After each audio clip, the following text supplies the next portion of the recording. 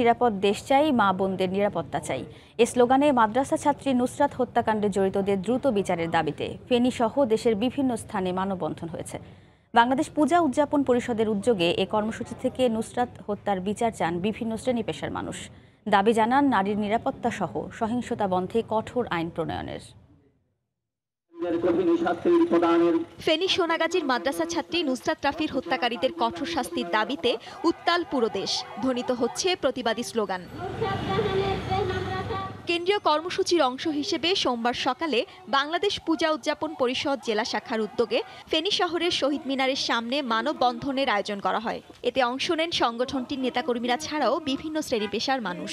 নির্যাতন, ধর্ষণ এগুলা বাড়ছে। ভবিষ্যতে যেহেতু ধর্ষণ নির্যাতন না হয়, প্রশাসনিকভাবে আরো জোরালোভাবে ব্যবস্থা নেওয়ার জন্য নারীর সহিংসতা বন্ধ এবং নুসরাত জাহান রাফিকে যারা নির্মমভাবে আগুনে পুড়িয়ে হত্যা করেছে, সবাই এর দৃষ্টান্তমূলক শাস্তি দাবি চাই। আগামীতে কেউ আইনের আশ্রয় চেয়ে অথবা নিরাপত্তা চেয়ে যেন বিধ্বস্ত না হয় অথবা তাকে আর পুড়ে মরতে না হয়। রংপুর প্রেস ক্লাবের সামনেও এই মানববন্ধন কর্মসূচির আয়োজন করা হয়। এ সময় বক্তারা নুসরাত সহ দেশব্যাপী নারী নির্যাতন ও ধর্ষণের ঘটনায় জড়িতদের দৃষ্টান্তমূলক শাস্তির দাবি জানান।